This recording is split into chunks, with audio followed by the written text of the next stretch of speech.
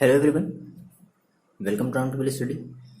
तो देखो बच्चों, हम लोग स्टार्ट कर रहे हैं lecture number 6 physics current electricity, जो कि हमारा चैप्टर नंबर 3 है। ठीक है ना। और इसके पहले हमने 5 लेक्चर हमने इस चैप्टर के रिगार्डिंग हमने कर लिए हैं, पढ़ चुके हैं। ठीक है, आप जाकर के उनको देखो अगर आपने नहीं देखा है तो। बेसिकली ये जो हमारा लेक्चर है, ये लेक्चर भी हमारा एक न्यूमेरिकल्स, हम इस वीडियो में भी हम न्यूमेरिकल्स को सॉल्व करेंगे। बहुत ही सिंपल सा न्यूमेरिकल्स, मैं आपको बेसिक सा कॉन्सेप्ट बताऊंगा। ठीक है। और आपको क्या करना है, आपको उसके बेसिस पर आपको अपने बुक से, आपकी जो भी रेफरेंस बुक है ना, आप वहाँ से जो है आप अपने न्यूमेरिकल्स को सॉल्व करोगे। देखो, हम इसमें जो न्यूमेरिकल सॉल्व करेंगे वो हमारा होगा on the basis of Ohm's law, है ना। V is equal to I R से रिलेटेड हमारा जो भी होगा वो बेसिस होगा। उसके बाद फिर आई इज इक्वल टू समथिंग, मतलब इस तरीके के हम न्यूमेरिकल्स जो है वो करने वाले हैं कि अगर हम वायर की अगर लेंथ बढ़ा दे घटा दे, इतने परसेंट बढ़ा देते हैं, इतने परसेंट घटा देते हैं, तो रेजिस्टेंस पर क्या इफेक्ट पड़ता है, ये सारी चीज़ें हम समझने वाले हैं, बेसिक से क्वेश्चन करने वाले हैं। और आप जो है घर पर इस वीडियो को देखने के बाद अपने बुक से, है ना, ऐसे टाइप के क्वेश्चन जरूर लगाओगे, आते हैं एग्जाम में। क्लियर है? स्टार्ट किया जाए। ओके, क्वेश्चन आपको लगाना है अपनी बुक से। ठीक है ना। ये सारे पहले आप कॉन्सेप्ट जो है वो समझ लो, देन आपको क्वेश्चन लगाना है। जितने भी आपकी बुक में, देखो प्रैक्टिस किया करो यार, प्रैक्टिस आपके ऊपर डिपेंड करता है। हम बस यहाँ से एक बार बता देते हैं, आपको प्रैक्टिस करना है। ऐसा नहीं कि आपने एक बार देखा और समझ में आ गया तो हो गया सर, बस काफ़ी है। ऐसा नहीं करना है। ठीक है, आपको प्रैक्टिस करना है। समझ रहे हो मेरी बात? प्रैक्टिस करो, बहुत ज़्यादा प्रैक्टिस करो यार। ये सब सारी चीज़ें प्रैक्टिस मांगती हैं। समझ रहे हो आप मेरी बात? नहीं समझ रहे हो? चलो देखो, स्टार्ट करते हैं। लगाना है आपको क्वेश्चन, ठीक है ना। देखो ये बहुत ही आसान सा क्वेश्चन है। ठीक है, बस आपको पढ़ना है क्वेश्चन को, और पहले तो एक बार इसको ट्राई करो, और ट्राई करने के बाद इसको लगाओ, थोड़ा सा कोशिश करो। ठीक है ना। और अगर नहीं लगा पा रहे हो तो आप देखो वीडियोस को, और उसके बाद अपने बुक में से, आपके पास जो भी रेफरेंस बुक होगी, आप उस बुक में से बहुत सारे ऐसे क्वेश्चन लगाना है आपको। ओके, स्टार्ट करते हैं। तो सबसे पहले हम क्वेश्चन को क्या करते हैं, रीड करते हैं, है ना। कह रहा है कि potential difference of 3 volt is applied across a conductor of resistance 1.5। Okay, तो सबसे पहले जो चीज़ें गिवन होती हैं, हमें क्वेश्चन करने का हमें यही तरीका पता है भाई, कि जो चीज़ें गिवन है सबसे पहले हम उसको लिख लेते हैं। क्या दिया? पोटेंशियल डिफरेंस दे दिया है। Okay, V is equal to दे दिया है 3 वोल्ट। उसके बाद applied across a conductor of resistance, अब कंडक्टर की रेजिस्टेंस दे दी गई है, that is R is equal to दे दिया गया है 1.5 ohm. Okay, calculate the number of electron. Okay, so आपको n निकालना है। What is the value of n number of electron flowing through it in 1 second. Okay, t is equal to क्या दे दिया है? 1 सेकेंड दे दिया है ना। देखो, तो बेसिकली आप मेरे को ये बताओ, आपको चाहिए n, है ना। तो आप ये जानते हो, अभी जानते हो क्या, q इज इक्वल टू होता है N E. q is equal to क्या होता है? एन ई होता है। ठीक है। अब यहाँ पर आपके पास q तो है नहीं। अच्छा, q को आप और क्या कर सकते हो? q को आप ये कर सकते हो क्या, देखो basically i is equal to क्या होता है? q अपॉन टी होता है। ठीक है, तो q के जगह आप i इंटू टी रख सकते हो। अब भाई मेरे को i भी नहीं पता है, कोई बात नहीं, हम i निकाल सकते हैं। v दिया है, r दिया, समझ रहे हो मेरी बात? v दिया है, r दिया, तो v और r से हम क्या निकाल सकते हैं? i निकाल सकते हैं। और i into T is equal to Q. तो जहाँ भी q है उसकी जगह हम क्या रख देंगे? हम उसकी जगह देखो ये रख देंगे, I T is equal to N E. So N is equal to क्या हो जाएगा? आई टी अपॉन ना। ये फॉर्मूला में मिला फाइनली। समझ रहे हो मेरी बात? ये सारी चीज़ें ना फॉर्मूला है ना सारे, है ना। समझ रहे हो? तो हमें क्या निकालना है? हमें निकालना चाहिए आई। तो हम सबसे पहले आई निकालते हैं। As we know, I is equal to क्या होता है? वी अपॉन आर होता है। वी की वैल्यू 3 दी गई है, आर की वैल्यू 1.5 दी गई है। सॉल्व कर लोगे तो लगभग कितना आ जाएगा? 15 पॉइंट में ना, तो 2 एम्पियर। ठीक है, दैट इज 2 ए आपका आ जाएगा। आपने आई निकाल लिया। सो अब हम फॉर्मूला जानते हैं, एज यू नो क्या, आई इज इक्वल टू क्या होता है? Q upon T. ठीक है, और क्यू की वैल्यू में रख दी क्या? N E upon T. ठीक है, तो पर सेकेंड वैसे ही बोल रहे हैं 1 सेकेंड है, तो ठीक है, डी की वैल्यू 1 ही रखेंगे। तो यहाँ से ई इज इक्वल टू देखो कितना हो जाएगा, sorry N is equal to कितना हो जाएगा? ये हो जाएगा आपका आई टी अपॉन ई। तो रख देते हैं, आई की वैल्यू कितनी आई है? 2 इंटू 1 अपॉन ई की वैल्यू कितनी है? 1.6 इंटू 10⁻⁻⁹ 19 कूलाम। इसको आप सॉल्व कर लोगे, है ना। कैसे सॉल्व करोगे? तो ये 19 10 में -19 चला जाएगा ऊपर, तो कितना आ जाएगा +19, और आप ये कर लेना ऐसे 20/16 इंटू 10⁻19, ऐसे ट्राई करो। अब इसको कट कर दोगे, कितना आ जाएगा? ये आपका आ जाएगा 1.25 इंटू 10⁻19 क्या? इलेक्ट्रॉन। इतने जो हैं इलेक्ट्रॉन होंगे आपकी उस कंडक्टर वायर में, 1 सेकेंड में इतने इलेक्ट्रॉन जो है वो फ्लो करेंगे। क्लियर है? देखते हैं नेक्स्ट क्वेश्चन। आप इसके बेसिस पे अब आपकी बुक में जो भी क्वेश्चन दिए गए हैं, रेफरेंस बुक देखो मेरे ख्याल से सभी के पास होगी, आप सभी बच्चों के पास रेफरेंस बुक होती है ना? वो चाहे आपके पास प्रदीप की हो, या फिर वो आपके क्या नाम है, एक और नाम है RL अरोड़ा, ओके हाँ, उनकी बुक है। चाहे जिनकी बुक हो आप लगाओ, रेफरेंस बुक है आपके पास तो आप लगाना है, ठीक है ना? क्वेश्चन लगाने से देखो यार चूकना नहीं है, ऐसा नहीं करना है कि नहीं नहीं सर हम इतना लगा दिया आप बता दी इतना बहुत है। नहीं भाई, बहुत नहीं है, हम खुद कह रहे हैं ना इतना बहुत नहीं है। ये सारी चीज़ आपको समझने के लिए है, आप अब समझ गया तो इनके बेसिस पे आपको क्वेश्चन लगाना है। क्लियर है? चलो देखते हैं नेक्स्ट क्वेश्चन। देखो बच्चे ना, तो दूसरा सिंपल क्वेश्चन बहुत ही मज़ेदार है। सिंपल, आपको क्वेश्चन को रीड करना है और आपको गिवन पहले कर लेना है कि क्या क्या चीज़ें भाई गिवन दी गई है ना। कह रहे हैं कि calculate the resistivity. So resistivity, अब रजिस्टिविटी के हमारे बहुत सारे फॉर्मूले हम देखते हैं, हमारे पास गिवन क्या है उसके अकॉर्डिंग अपना फॉर्मूला लगाने वाले हैं। Resistivity of material of wire 1 metre long 0.4 mm in diameter and having a resistance of 2 ohm। Okay देखो क्या क्या दे दिया हमने कहा सर, गिवन है मेरे पास 1 metre long, that is L is equal to दे दिया है 1 मीटर, एंड 0.4 mm इन डायमीटर दैट इज आपका ये D दे दिया, क्या दे दिया? 0.4 mm, है ना? तो आप इसे कन्वर्ट कर लो किसमें, आप इसका रेडियस निकाल लो, तो कितना हो जाएगा? 0.2, भाई रेडियस इज इक्वल टू क्या था? डायमीटर अपॉन 2 से आप इसको डिवाइड करोगे तो रेडियस निकल जाएगा, mm आएगा, और इस mm को आप कन्वर्ट कर दोगे किसमें? मीटर में, है ना? मीटर में हमारी होनी चाहिए। तो क्या होता है? ये होता है 0.2 इंटू 10⁻³ मीटर, यही तो होता है, ठीक है ना? अच्छा जी, अब आगे बढ़ते हैं। फिर कह रहा है कि diameter and having a resistance of 2 ओम। अच्छा, सो R इज इक्वल टू कितना दे दिया? 2 ओम दे दिया। देखो आपको निकालना है भाई रजिस्टिविटी, तो आपको पता है, सिंपल सा एक फॉर्मूला पता है, रजिस्टिविटी इज इक्वल टू क्या होता है? RA/L। बोलो, नहीं जानते आप, है ना? अब अलग बात है, देखो यहाँ पे ए नहीं दिया तो कोई बात नहीं, हम क्रॉस सेक्शन एरिया लेंगे, और हमें पता है कि R इज इक्वल टू हम क्या रख, sorry A is equal to हम क्या रख देंगे? हम ये रख देंगे πr²/L। बस अब आपको यहाँ से देखो, ये क्वेश्चन पता है क्या सिखा रहा है? ये सारे के सारे क्वेश्चन आपको कैलकुलेशन करना सिखा रहे हैं। भले ही आप कहो कि सर मेरा कैलकुलेशन बहुत अच्छा है, अच्छी बात है, बट ये चीज़ें आपको और स्ट्रॉन्ग करनी है ना। देखो R की वैल्यू देखो हम रखने हैं कितनी? 2 इंटू पाई की वैल्यू हम रख देते हैं 3.14 इंटू R² की वैल्यू कितनी है? 0.2 इंटू 10⁻³ का होल स्क्वायर अपॉन L की वैल्यू कितनी है? 1 अपॉन में कोई मतलब भी नहीं है, ठीक है? आप इन सभी का मल्टीप्लाई करो, ये आपका कितना हो जाएगा? लगभग 82.66.28 इंटू, आप इसका जब करोगे मल्टीप्लाई, है ना, तो कितना आ जाएगा? एक मिनट, देखो ये 0.2 है, मेरी बात समझना, इसको थोड़ा सा हम सिंपल बना लेते हैं भाई। 0.2 है ना, तो हम इसको 2 इंटू 10⁻⁻4 लिख सकते हैं। बोलो ऐसा कर सकते हैं? क्या कर सकते हैं? तो ये कितना आ जाएगा? 4 और इंटू 10⁻, ये कितना हो जाएगा? -8। बोलो ये चीज़ कन्फ्यूज़ नहीं हो रहा ना? 0.2 था तो हमने इसको 2, और ये पॉइंट इधर हमने भेज दिया तो पॉइंट इधर भेज दिया, तो एक माइनस का पावर में क्या हो गया? इंक्रीज हो गया, है ना?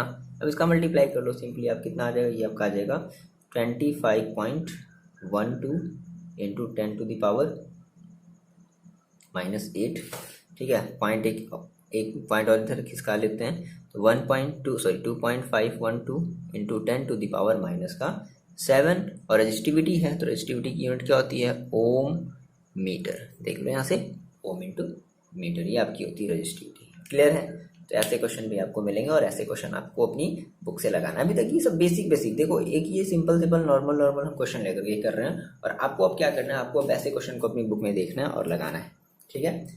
ओके सर, देखो बच्चे ये है नेक्स्ट क्वेश्चन। एक बार क्वेश्चन को पढ़ करके आप ट्राई करो, और पहले मेरे को आप ये बताओ कि हम फॉर्मूला कौन सा अप्लाई करने वाले हैं। देखो क्या कह रहा है, find the relaxation time for free electron in copper if the density of mobile electron. Density देखो दे दी गई है ना। कितनी दे दी गई है, 8.4 इंटू 10⁻28। देखो डेंसिटी ऑफ मोबिल इलेक्ट्रॉन का मतलब पता है, मैंने आपको बताया था कि ये नंबर ऑफ इलेक्ट्रॉन है ना per unit volume, that is याद रखना, नंबर ऑफ इलेक्ट्रॉन दिया गया है पर यूनिट वॉल्यूम। हमने पिछले वाले वीडियो से हमने ये चीज़ें सीखी थी ना।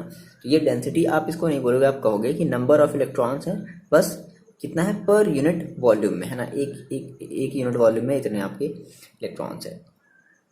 Okay, the resistivity of copper at room temperature 1.7 into, यानी कि आपका ये रो दिया है भाई, ये चीज़ें है ना, ये आपकी गिवन क्या है, तो ये रो दे दिया है 1.7 इंटू 10⁻⁻8 ओम मीटर, और number of electron that is n दे दिया है कितना, 8.4 इंटू 10⁻28 पर मीटर क्यूब, यानी कि पर यूनिट वॉल्यूम दे दिया गया। तो आप मेरे को तो फॉर्मूला कौन सा लगाओगे, क्या निकालना है, रिलैक्सेशन टाइम। अच्छा, तो रिलैक्सेशन टाइम का हमें फॉर्मूला चाहिए, दैट इज हमें टाउ चाहिए, हमें चाहिए ना टाउ चाहिए। तो टाउ का हम वो वैसे फॉर्मूला लगाएंगे जिसमें रो हो। तो याद करो, हाँ, रो का एक फॉर्मूला होता था, rho is equal to m upon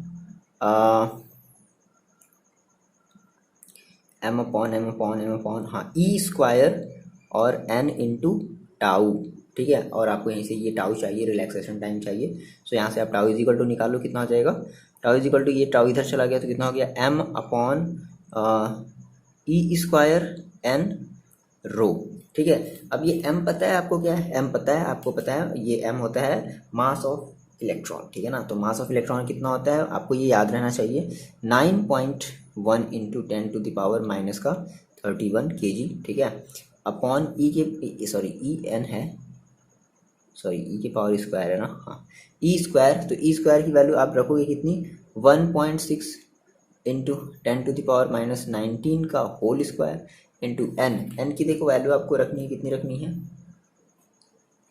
तो एन की वैल्यू आपको रखनी है, ये दे दिया गया है 8.4 इंटू 10⁻28, और इंटू रो की वैल्यू भी देखो दे दी गई है 1.7 इंटू 10⁻⁻8। चलो ऑनेस्टली आप इसको सॉल्व करके देखो आपका आंसर कितना है, फिर मैं आपको आंसर बता रहा हूँ। सॉल्व कर लिया, देखो इसका जो आंसर आएगा,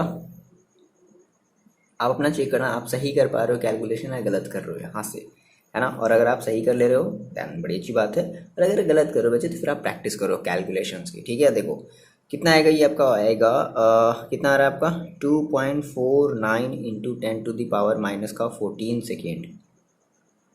बोलो इतना आंसर आ रहा है क्या, जिन बच्चों का इतना आंसर आ रहा है बहुत बढ़िया, और जिन बच्चों का नहीं आ रहा है वो बच्चे आप प्रैक्टिस करो, कैलकुलेशन की प्रैक्टिस करो। सिंपली सबसे पहले मैंने आपको बताया है क्या करते हैं, सबसे पहले आप ऐसा नहीं करना है कि इसको इसे डिवाइड कर दिया, इससे इसको डिवाइड कर दिया, ऐसा कुछ भी नहीं करना। सबसे पहले आप नीचे वाले को जितने भी मल्टीप्लिकेशन में दिख रहे हैं सभी को क्या कर लो, मल्टीप्लाई कर लो, देन एक ही बार हम डिवाइड करते हैं। डिवाइड करने का काम हम एक ही बार करते हैं, बार बार नहीं करेंगे, याद रखना इस बात को। अगर ऊपर भी मान लो समथिंग कुछ होता, हाँ अगर कट जाता है कंप्लीटली, बात समझना मेरी, अगर ये कंप्लीटली अगर कट जाते ना तो हम कंप्लीटली काट देते हैं, लेकिन अगर मान लो कंप्लीटली अगर नहीं कट रहे तो हम पॉइंट में नहीं रखेंगे, है ना। ऐसा नहीं कि पॉइंट में रखते चले, एक बार इसको मल्टीप्लाई करो, इस नीचे वाले को, ऊपर वाला ऑलरेडी एक ही बार है, अब उन दोनों को डिवाइड करो, जो भी पावर है वो अपना बैलेंस करो, हो जाएगा। कर लोगे आप, कमेंट करके बताओगे हाँ सर मैंने कर लिया है।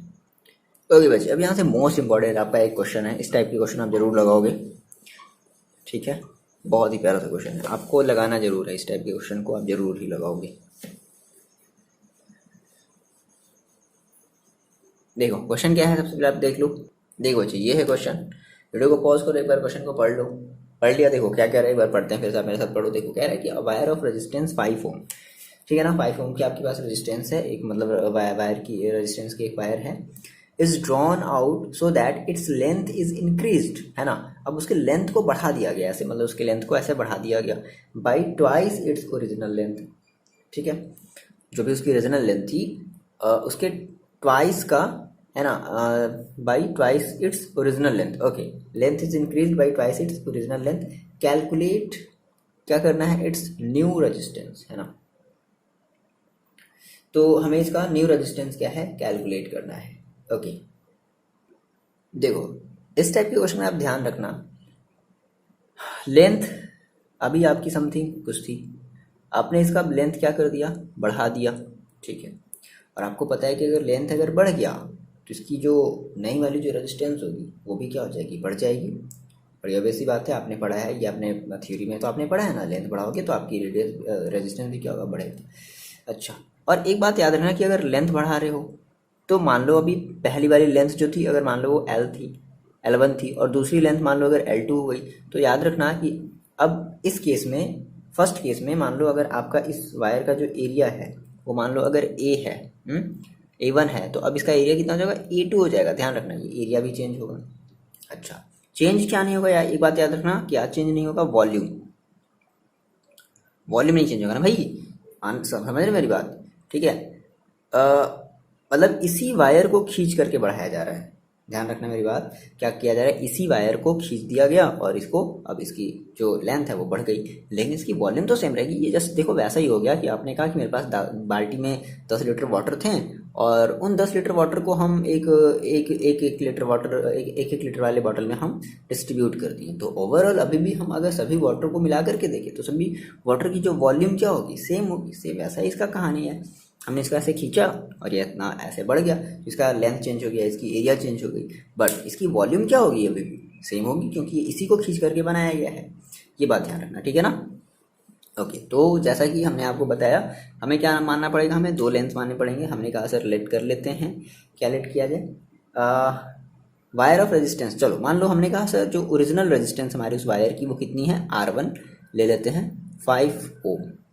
अच्छा, फिर हमने कहा ओरिजिनल लेंथ हम मान लेते हैं कितनी, ओरिजिनल लेंथ, तो ओरिजिनल लेंथ हम मान लेते हैं, दिया है क्या, नहीं दिया, तो ओरिजिनल लेंथ हम मान लेते हैं, दैट इज मान लेते हैं L1 is equal to L मान लेते हैं, बोलो ठीक है। अब कह रहा है कि इसकी वायर को पकड़ के खींचा गया, ड्रॉन किया गया है ना, out, so that is length increased, कितना हो गया, by twice its original length. तो इंक्रीज हो रहा है कितना, उसके ओरिजिनल लेंथ का जस्ट ट्वाइस। तो आपने कहा सर जो न्यू लेंथ होगी, दैट इज जो L2 होगी, वो कितनी होगी, वो होगी आपकी, देखो तो पहले क्या किया गया, इसका ओरिजिनल लेंथ कितना है, L है, प्लस इस L का क्या कर दिया गया, 2L ट्वाइस कर दिया गया, तो कितना आ गया, 3L। बोलो ये तो आसान है ना। तो जो आपकी न्यू लेंथ आई वो कितनी आई, 3L आ गई। अच्छा, अब आपसे क्या पूछ रहा है, आपसे जो नया रेजिस्टेंस है R2 जो है वो पूछ रहा है भाई कि R2 बताओ क्या होगा। अच्छा देखो, अगर ओरिजिनल लेंथ अगर L1 है ना, तो हमारी जो न्यू एरिया, पहले हमारा एरिया कितना होगा, A1 होगा ना, बाद में अब इस केस में हमारा जो एरिया है वो कितना हो जाएगा, A2। याद रखना एरिया भी चेंज होगा, ऐसा नहीं है, ठीक है ना। ओके सर, देखो मैंने आपसे बताया कि चेंज क्या नहीं होगा, वॉल्यूम। तो वॉल्यूम हम निकाल लेते हैं इस वायर की, कितनी होगी, देखो मैंने कहा कि वॉल्यूम क्या होगी इसकी, हमेशा क्या होगी, कांस्टेंट होगी, ठीक है। तो वॉल्यूम रिमेन कांस्टेंट, वॉल्यूम क्या होगी, कांस्टेंट होगी, वॉल्यूम है ना। तो V इक्वल टू एग्जैक्टली देख लेते हैं होता कितना है। V इक्वल टू क्या होता है, वॉल्यूम जिसको हम कहते हैं, इज इक्वल टू क्या होता है, एरिया इंटू लेंथ। हम कहते हैं क्या, ऐसे देखो कह सकते हो A इंटू L, ठीक है ना। देखो जो आपकी पहली वाली वॉल्यूम है, आपने कहा मेरा जो पुराना वाला वॉल्यूम है, आपने कहा कि अगर हम इसको ये लें A इंटू L जो लेते हैं, है ना, ये हमारे किसके इक्वल होगा, ये हमारे होगा A1 L1 के, बोलो इक्वल होगा, बोलो बोलो ऐसा होगा क्या, होगा ना, ठीक है। अच्छा, तो आप ऐसा करो यहाँ से, आप ऐसा करो यहाँ से, क्या करो, मान लो, अच्छा आपने एक मिनट, आपने फर्स्ट वाले को A1 माना ना, तो A1 ले लेते हैं, A1 L1 is equal to A2 L2, ठीक है। फिलहाल इसको भी मैं छोड़ देता है, जैसे ही हमारी रिक्वायरमेंट होगी वैसा हम इसको कन्वर्ट करेंगे। देखो आपने कहा सर मेरे को चाहिए रेजिस्टेंस, है ना, नई वाली रेजिस्टेंस चाहिए, कितनी है, तो R इज इक्वल टू होता है क्या है, R इज इक्वल टू होता है रो L अपॉन A। तो अगर हम बात करें R1 की, सर ये तो हमारा मेन फॉर्मूला है, मेन फॉर्मूला आप ऐसे लिखोगे, R1 कितना होगा, R1 होगा रो, सबके लिए फिक्स होता है, रजिस्टिविटी तो सेम होती है, रो L1 अपॉन A1, बोलो। एंड अगर हम बात करें R2 की, तो कितना होगा, रो L2 अपॉन A2। क्या करो, आपको चाहिए बेसिकली R2 चाहिए, तो आप ऐसा करो, आप R2 अपॉन R1 करो, तो R2/R1 इज इक्वल टू देखो कितना होगा, वैल्यू रखते हैं है ना। तो रो L1/A1, सॉरी यहाँ पे 2 कर देते हैं अपॉन रो और L1/A1, ये रो से रो तो बिना कहे पूछे कट जाएगा, ये जाएगा सबसे टॉप पर, ये L1 जाएगा यहाँ पर, तो कितना हो जाएगा R2/R1 is equal to L2A1/L1A2, तो कितना आ गया A1/A2 इंटू L2/L1 आ गया। और आप देखो आपको तो A पता है नहीं, कोई बात नहीं, A1/A2 दिख रहा है, A1/A2 आप यहाँ से A1/A2 की वैल्यू निकालो, इसलिए मैंने यहाँ पे इसको ऐसे छोड़ा था A1/A2, तो इस A2 को इधर भेज दो, तो A1/A2 इज इक्वल टू देखो कितना हो जाएगा L2/L1, तो जहाँ भी A1/A2 है उसकी जगह हम कितना रख दें L2/L1 रख देते हैं। सो समझ रहे मेरी बात।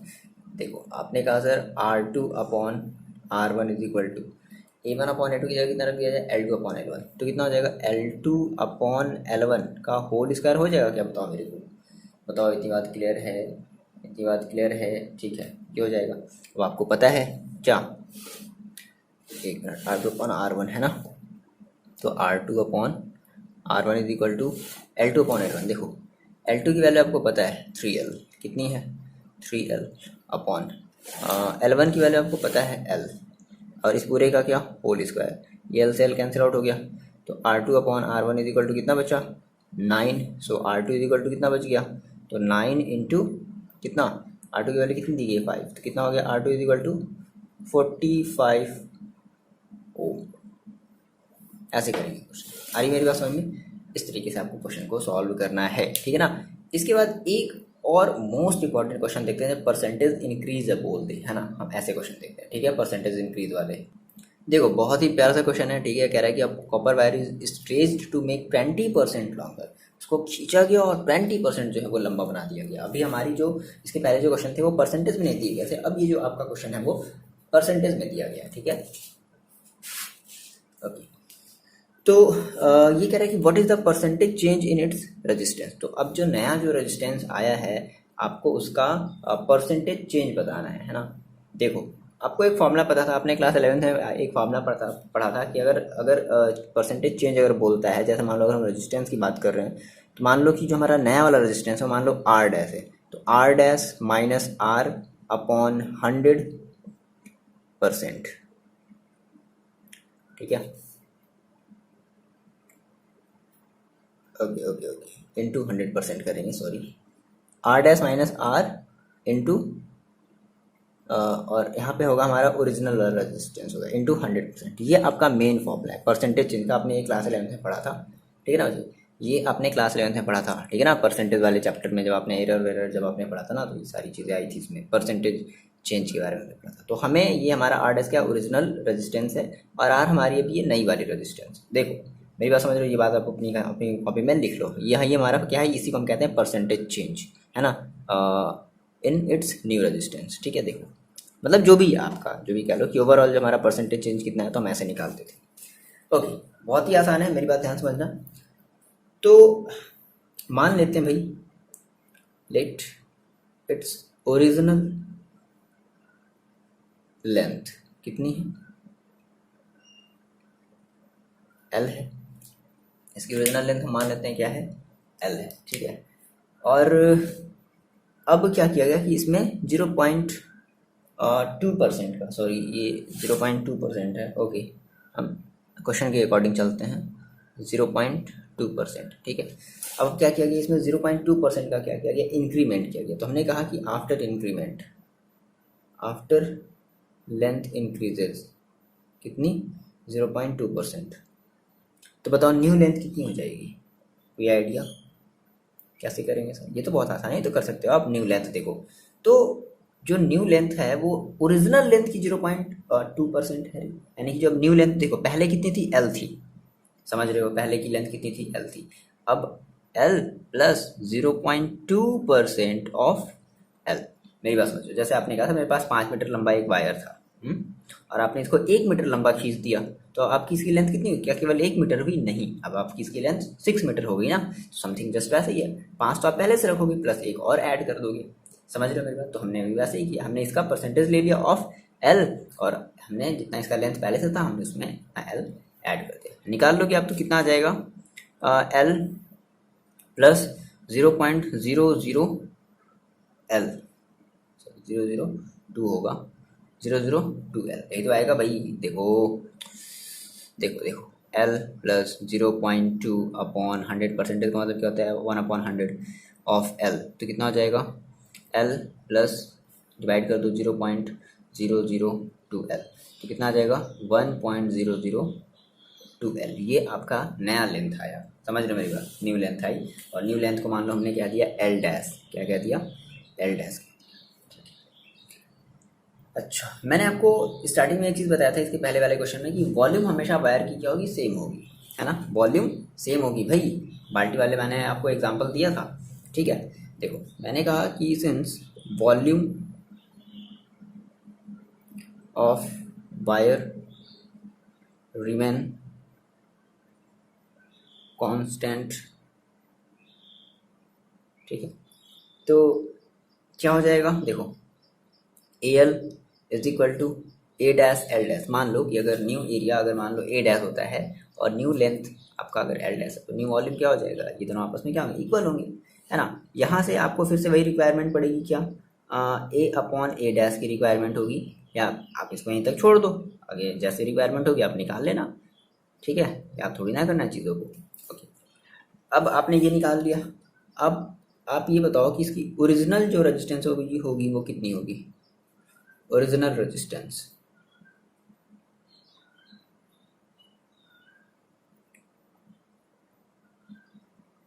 इसको मान लो कहते हैं आर, तो आर इज इक्वल टू कितना होगा, रो एल अपॉन ए। अच्छा, न्यू रेजिस्टेंस कितनी होगी, हम क्या कहेंगे, आर डैश, रो तो सेम रहेगा, फिक्स रहेगा, और एल की जगह कितना कर देना है, एल डैश, और ए की जगह कितना कर देना है, ए डैश, समझ रहे हो। तो आप निकाल लो यहाँ से, आर डैश आपको निकालना है, तो R dash upon R is equal to rho L upon A upon rho L dash upon ए।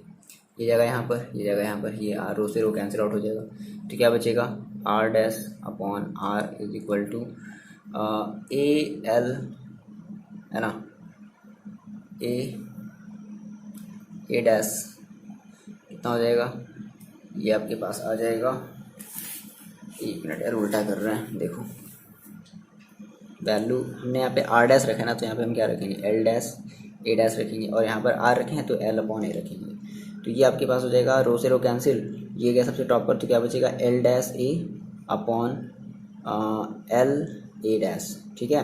और आपने भी थोड़ी देर पहले ए अपॉन ए डैश की वैल्यू आपने निकाली है, एल डैश अपॉन एल, तो कितना रख दें हम, कितना रख दिया जाए, देखो एल डैश अपॉन एल है into L dash upon L, तो कितना हो गया, एल डैश अपॉन एल का whole square, so R dash upon R is equal to L dash upon L का होल स्क्वायर, है ना। और आपने एल डैश अपॉन एल की वैल्यू निकाली है क्या, हाँ निकाल सकते हैं, देखो एल डैश, तो एल डैश की जगह कितना रख दिया जाए, 1.002 अपॉन एल से एल कैंसिल आउट हो गया, कितना आ गया 1.002।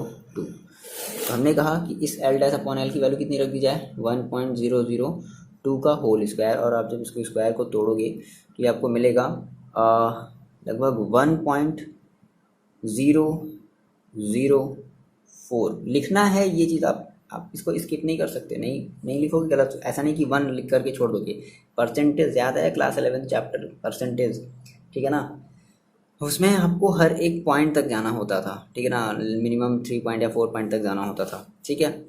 ओके, तो आर डैश अपॉन आपने आर निकाल लिया। ओके, अब बेसिकली आप फॉर्मूला जानते हो, क्या जानते हो कि परसेंटेज चेंज इन रेजिस्टेंस, क्या कहोगे आप, ये कहोगे R minus R dash minus, है ना, आर अपॉन आर इंटू 100%। देखो ये आपका क्या हो जाएगा, देखना ध्यान समझना, हम इसको अलग अलग कर दे रहे हैं, R dash upon R minus R upon R करोगे, है ना, इतना अपॉन इतना, इतना अपॉन इतना, तभी तो R dash minus R upon R लिख सकते हैं। और जब ऐसे करोगे तो यहाँ पे क्या बचेगा, 1 into 100%। R dash upon R की अपने अभी वैल्यू थोड़ी देर पहले निकाली, कितनी, 1.004 माइनस 1 इंटू 100%, तो कितना हो जाएगा, 0.004 इंटू 100%। सो कितना आ गया, 0 देखो 100 का मल्टीप्लाई कर तो 0.4%।